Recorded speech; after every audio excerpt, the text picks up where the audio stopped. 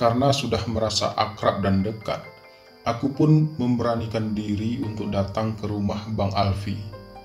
Apalagi sudah beberapa kali Bang Alfi menawarkanku untuk datang ke rumahnya. Karena memang jarak rumah kami tidaklah terlalu jauh. Masih di jalan yang sama, hanya beda gang. Waktu itu malam minggu, dan pagi tadi aku juga sudah sampaikan pada Bang Alfi akan datang ke rumahnya malam ini. Bang Alfi juga sudah mengirimkan lokasi rumah kontrakannya melalui aplikasi WA. Selamat malam Bang, sapaku. Ketika akhirnya aku sampai ke rumah Bang Alfi, Bang Alfi sendiri sudah menantikan kedatanganku di teras rumahnya. Malam juga Theo, balasnya. Kamu kelihatan keren sekali malam ini. Lanjutnya memuji. Ah, biasa aja kok Bang. Balasku sedikit tersipu. Terus terang, baru kali ini aku dibilang keren oleh seorang laki-laki dewasa seperti Bang Alfi. Justru abang yang terlihat gagah sekali malam ini. Lanjutku pelan. Ya udah, ayo masuk. Ajak Bang Alfi, sambil ia mulai melangkah masuk. Aku pun mengikutinya dari belakang. Lalu Bang Alfi segera menutup dan mengunci pintu rumah kontrakan kecil tersebut. Kita ke dapur aja yuk Theo. Soalnya saya belum makan malam ini. Jadi saya mau masak dulu. Sekalian kamu mau saya masakin apa? Bang Alfi berucap lagi. Emangnya abang bisa masak? Tanyaku, sambil terus mengikuti langkah Bang Alfi menuju dapur. Selain jualan pisang, saya juga hobi masak loh. Saya selalu masak sendiri. Saya nggak pernah pesan makanan online. Selain mahal, saya juga lebih suka makan masakan sendiri. Jelas Bang Alfi. Jadi, kamu mau saya masakin apa?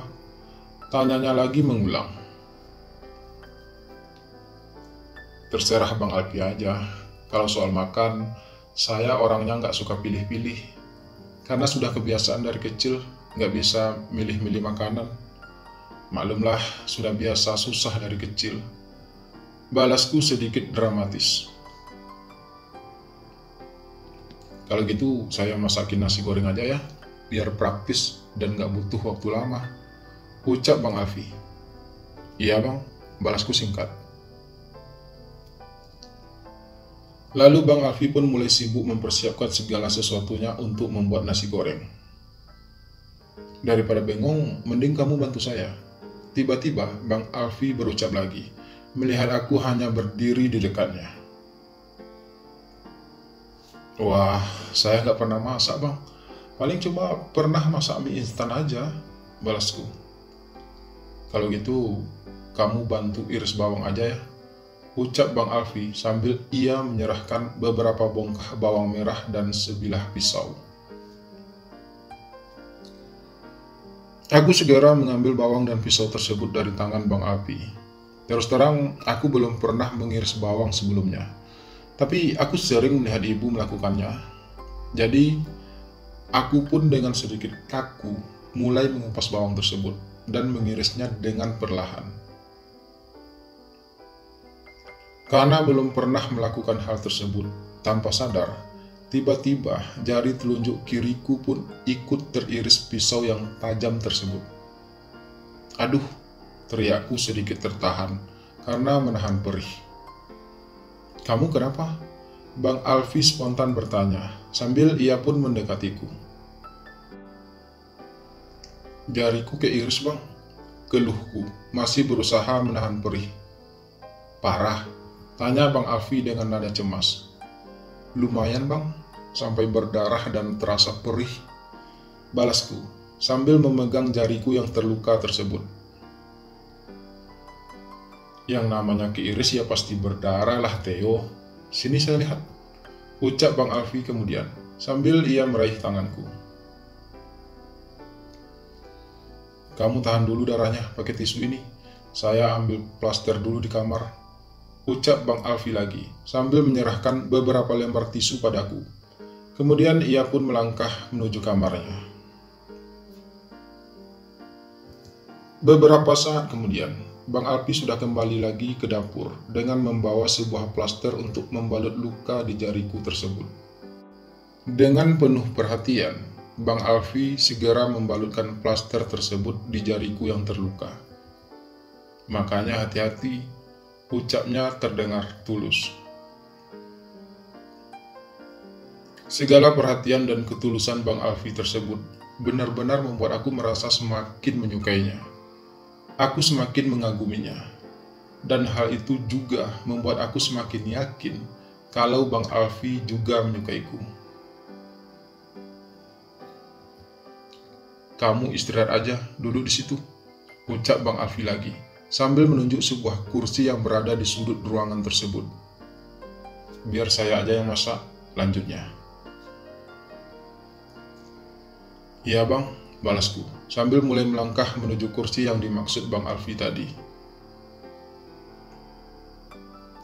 Dan beberapa menit kemudian, 2 porsi nasi goreng buatan Bang Alfi pun sudah tersaji di atas meja makan. Aromanya cukup mengundang selera, dan aku yakin rasanya juga pasti enak. Apalagi yang masak adalah Bang Alfi, laki-laki yang telah membuat aku jatuh cinta. "Gimana?" tanya Bang Alfi ketika aku sudah mulai mengunyah nasi goreng tersebut. "Kalau Bang Alfi yang bikin, udah pasti enak lah," balasku apa adanya. "Bukan itu maksudku. Tangannya gimana?" tanya Bang Alfi lagi lebih jelas. "Oh," aku membulatkan bibir. "Udah gak sakit lagi kok bang," ucapku melanjutkan. "Baguslah," balas Bang Alfi, sambil ia terus menyantap makanannya.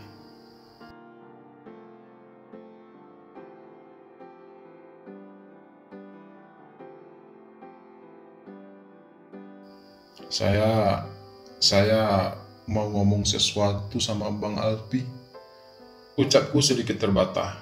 Saat itu kami sudah selesai makan, dan Bang Alfi sengaja mengajak aku mengobrol di dalam kamarnya. "Kamu ngomong aja," balas Bang Alfi terdengar sedikit acuh, yang membuat aku jadi ragu untuk melanjutkan ucapanku. Tapi aku sudah bertekad dari tadi, kalau malam ini aku harus menyatakan perasaanku pada Bang Alfi, apapun resikonya. "Sebenarnya aku suka sama Bang Alfi. Aku jatuh cinta sama Bang Alfi, bahkan sejak pertama kali kita bertemu. Apa Bang Alfi mau jadi pacarku?" ucapku akhirnya, meski dengan sedikit terbata.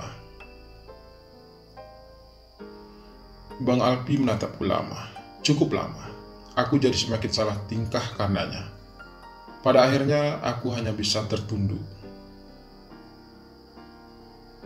"Sebenarnya aku juga suka sama kamu, Theo. Tapi untuk saat ini aku belum bisa menerima cinta kamu," ucap Bang Alfi akhirnya. "Kenapa?" tanyaku lirih.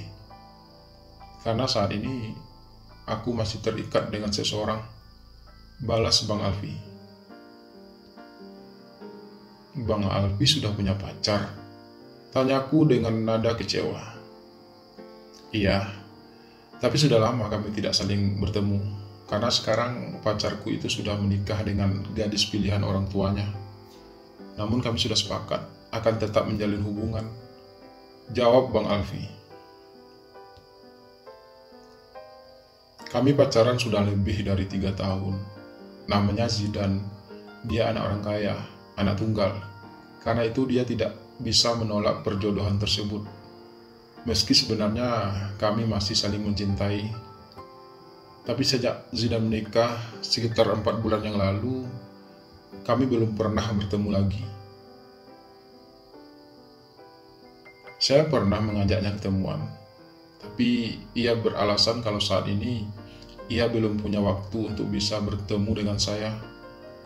Saya mencoba mengerti, tapi rasanya saat ini saya mulai merasa kalau Zidan sudah tidak peduli lagi dengan saya.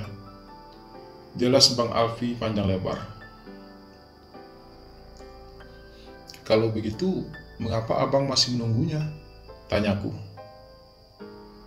Hubungan kami dimulai dengan cara baik-baik, dan aku juga ingin mengakhirinya dengan cara baik-baik. Aku ingin bertemu Zidan sekali lagi untuk membicarakan tentang kelanjutan hubungan kami. Jika memang Zidan tidak ingin lagi bersamaku, aku ingin mendengarkannya langsung dari mulutnya. Tapi sebelum semua itu terjadi, aku belum berani menerima kehadiran orang baru dalam hidupku. Jika aku menerima kamu sekarang, aku masih merasa kalau aku telah mengkhianati Zidan. Dan aku tidak ingin hubungan kami harus berakhir dengan cara seperti itu. Jelas Bang Alfi lagi. Tapi bukankah dia sendiri sudah menikah? Itu juga sebuah bentuk pengkhianatan kan?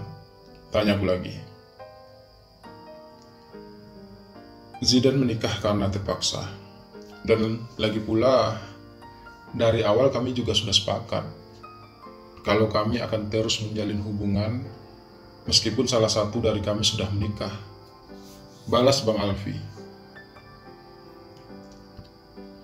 Jadi, seandainya Zidan masih ingin melanjutkan hubungan kalian, apa itu artinya saya tidak punya harapan untuk bisa mendapatkan cinta Bang Alfi?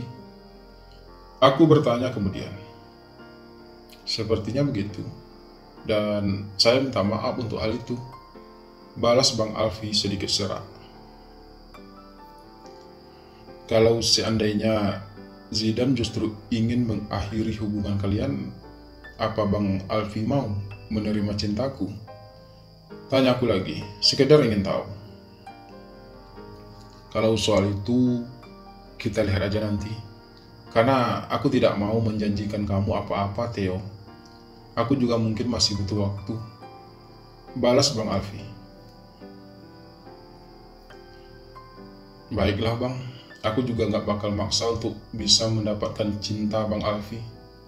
Tapi setidaknya sekarang abang sudah tahu bagaimana perasaanku pada Bang Alfi. Ucapku akhirnya. Tapi kita masih bisa berteman kan?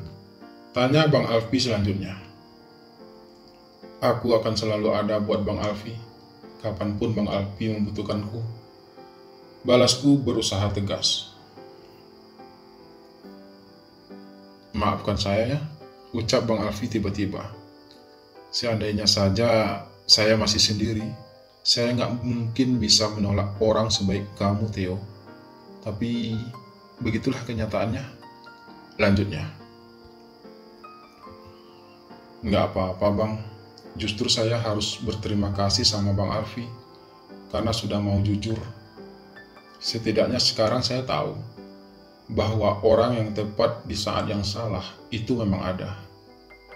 Balasku sok puitis. Ah, kamu bisa aja. Tapi saya memang harus jujur dari awal, karena saya tidak mau menjadi seorang pengkhianat. Ucap Bang Alfi lagi.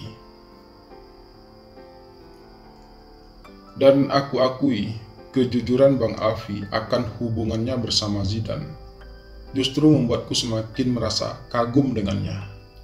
Bang Alfi benar-benar seorang laki-laki yang setia. Padahal dia bisa saja menerima cintaku dan berpura-pura belum punya pacar. Karena aku juga pasti tidak akan pernah tahu. Tapi Bang Alfi justru menceritakan semuanya padaku. Ia tidak ingin mengkhianati pacarnya, meski pacarnya sendiri sudah menikah dengan orang lain. Benar-benar tipe laki-laki yang setia. Dan aku semakin menyukainya.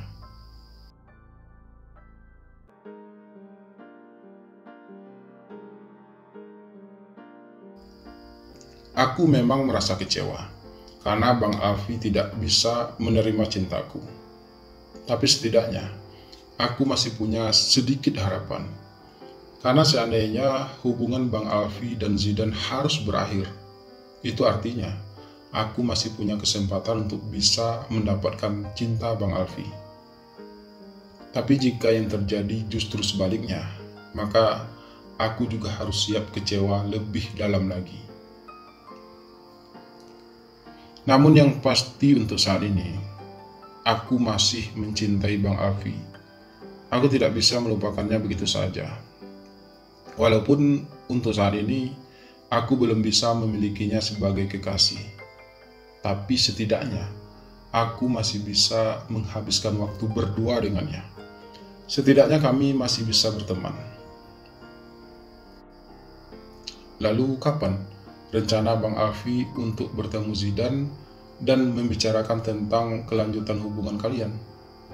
Tanyaku, setelah untuk beberapa saat kami hanya saling terdiam. Aku sudah coba mengajaknya bertemu beberapa kali, tapi sepertinya ia memang belum punya waktu. Dan jika seandainya ia tetap tidak mau bertemu lagi denganku, mungkin aku akan menyampaikannya lewat telepon. Jelas Bang Alfi. Tapi apa Bang Alfi yakin kalau dia masih menginginkan Bang Alfi? Tanyaku kemudian. Itu yang ingin aku pastikan darinya, Theo. Makanya aku mau bertemu dengannya langsung. Kalau harus membicarakan hal itu di telepon, rasanya kurang pas. Tapi jika terpaksa, aku juga pasti akan melakukannya. Aku juga tidak mau selamanya menunggu Zidan tanpa kepastian. Jelas Bang Alfi lagi. Dan aku akan selalu setia menanti kepastian dari Bang Alfi. Ucapku tanpa sadar. Aku harap kamu tidak membenciku karena ini, Theo. Balas Bang Alfi pelan. Aku tidak akan pernah membenci Bang Alfi. Itu janjiku. Ucapku yakin. Lalu kami pun sama-sama tersenyum.